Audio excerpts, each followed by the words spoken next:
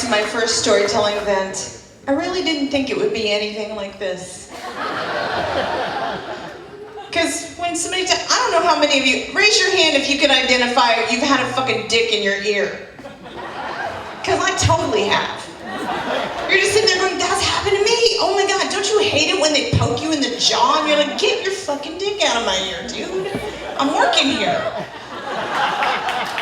But we're gonna call it storytelling, okay? Are you ready for your final storyteller of the night?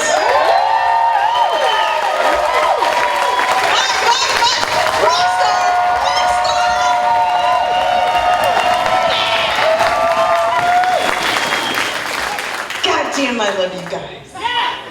Fucking freaks. He is a sex educator who travels all over America, teaching people how to have better relationships. He teaches them how to successfully throw a threesome.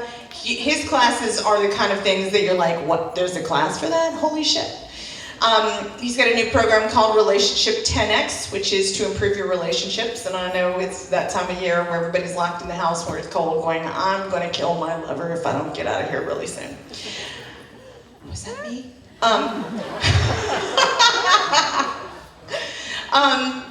And he is someone who is never in town. So when I asked him if he could tell a story tonight, when I found he was in town for a couple of days, he said, hang on, let me see if I can reschedule that threesome.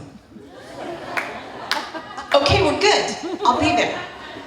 So he has put off having sex with two beautiful people just to tell you a story here tonight.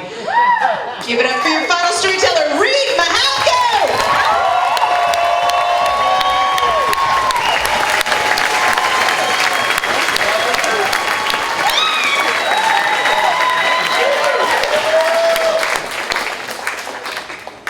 So I'm in the back here being all nervous, and all I can see is Dixie getting whipped by a clown, like she's taunting me. It didn't calm me down. Oh. How many of you are meeting me for the first time tonight? Just raise your hands. Wave to me. I'm nervous tonight. I'm going to tell a story about high school. And I know this is going to be seen by my high school football coach. So can we all just take a deep breath together?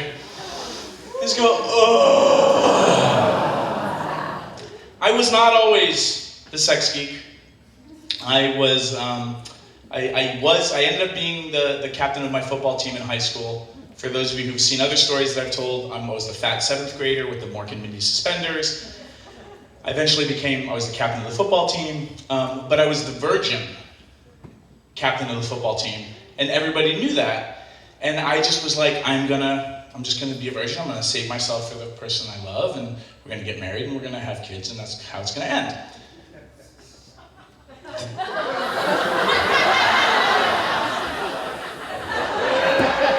Like a Bruce Springsteen song, I took a wrong turn, and we've never seen me since. So I wasn't always this person. I was very insecure. I wanted to do a really good job. I just wanted to, do a good thing. And I never really quite fit in. And so I ended up being the captain of a lot of, sport teams because that was the place I could fit in, because I wasn't a part of the team and I wasn't a part of the coaching staff. But it was like this Doctor Whovian kind of, place in the middle of everything where I felt comfortable and I could help. I was a good helper. I'm like, yes, I can lead them, coach. What do you need me to tell them? Yes, I will do that. Awesome. And so that was kind of my role. And I felt good playing that role. And apparently I was good at it. So if you can imagine me growing up and going back to my high school and all of my football players who knew me as the virgin and captain of the football team, and like the entire state knew I was the virgin. It was hilarious. They're like, dude, like what happened? And I'm like, I don't know, I got awesome. And they're like, oh my So I have a story for you.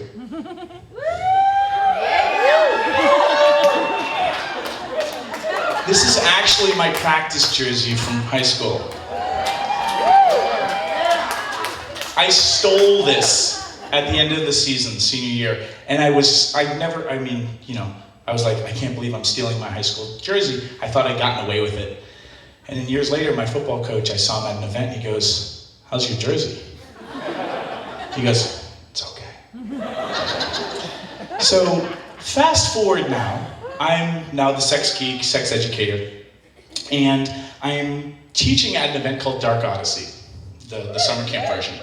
It's kinky summer camp, and there's lots of different events throughout the country. There's Dark Odyssey, and they have a bunch of different events. There's Fet Fest, there's Polypalooza. There's all kinds of sex-positive events now that I get the privilege of teaching at, which is, we're here as educators, and we're showing you how to do things, and then you go and you practice them. And then at night there's, events and dungeons and things like that. And so me, now that I'm the queer polyamorous slut that I am, I feel comfortable, kind of. But I love to help. And I'm slutty in the way that if you're a nice person, okay. I'm generous with my genitals, what do you need? How can I help? And so I have this reputation now, right? And I'm kind of like the team captain of the sluts. And then there's this couple at this particular Dark Odyssey. They were going through some marriage situation. They'd been together for a long time, and their marriage was kind of rocky, and the passion was kind of, waned, and it came out that the husband was into cross-dressing, maybe. And the wife was like, "This is good. Let's investigate this. Let's go to this event, and I will prepare costumes for us, and we can dress up in similar fashions, and I will support you in this, because I love you as a human being, and I don't want this to end, but we need things to change." And I get to meet them. They're very sweet, very beginnery, wide-eyed, bushy-tailed. In a Dark Odyssey, you turn the corner and you're like, and you can't unsee certain things. And so they're bright-eyed and bushy-tailed and kind of, half traumatized. And apparently, people are like, "You should go talk to Reid. Reid's good for newbies like you."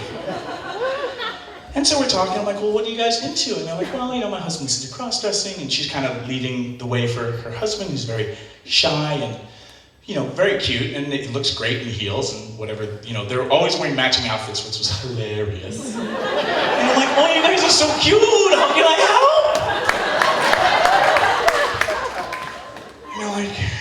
The wife's like, "Well, my husband thinks he might be bisexual." "Tell me more."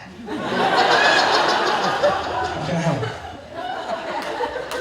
Really, how can I help?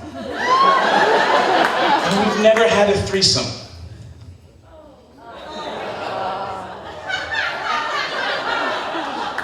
You've come to the right place.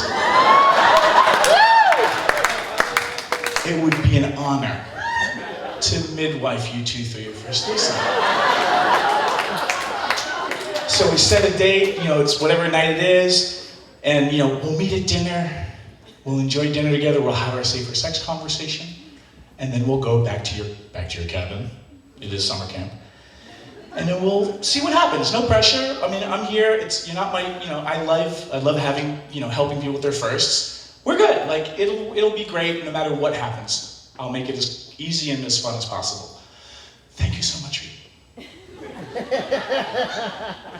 And I'm walking around camp being like, "I'm a helper. I help people." And so they show up at dinner wearing matching cheerleading outfits.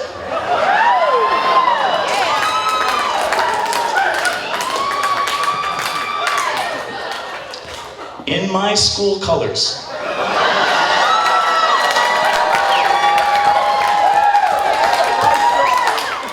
Now I was in my yearbook it said, my, quote or whatever was to honor my parents as I fulfill my destiny and change the world, or whatever thing, and I'm like, I never even fantasized about banging the cheerleaders in high school. It just wasn't a thing for me. There were plenty of other football players banging the cheerleaders, and it wasn't my job because I was the virgin. And so all of a sudden, fast forward to like we're in their cabin. You know, we've had our sex conversation. They're fluid bonded. You know, and I'm like, what do you guys, feel comfortable with? Like, oh, well, let's not do any kind of fucking. This is our first threesome. I'm like, totally fine. That's totally great. Like, we can stick to just making out, maybe oral or whatever. And they're like, that's exactly what we're thinking. I'm like, great, perfect. Back to their cabin, and I've got these two cute cheerleaders sitting on the bed, and I'm in sex geek mode. I'm like, how can I help? I'm a sex geek. Like, why don't you guys touch each other? And then, call me in. Maybe we'll do a three-way kiss. And all of a sudden, that happens, and we start making out, and all of a sudden, I'm in fugue state, being jettisoned back to high school, where I wasn't this person, and I'm like, this is so hot. And I'm like, okay, how do you guys like to touch each other? Show me how you like to touch each other. I'm like, oh, okay, is it okay if I go down on you guys? Like, absolutely. Why don't you guys just both lay back and start kissing each other, and then I'll play with your genitals. And then I start going down on them, and I realize, as a sex geek, I'm like, they're fluid bonded. I can jump from pussy to cock to pussy, and it's fine. And I'm like, this is awesome. And I'm going to town, I'm like, oh my God, and there's such nice people, and I'm helping them, and then I kind of look up. And it's two cheerleaders from my high school. And I'm like, oh my God, I'm not supposed to be doing this. I am a virgin. And so I'm having this really hot three-way with this couple that's rediscovering their sensuality together. She's midwifing him through his cross-dressing phase. They're finding a place to bond again. I don't know when the last time they had sex. And I'm just and now they're both blowing me at the same time. And I'm looking at the wig is just gorgeous. And the bangs are just, she's grabbing his head. And all I can see is my high school colors. And I'm like, what is Coach gonna think?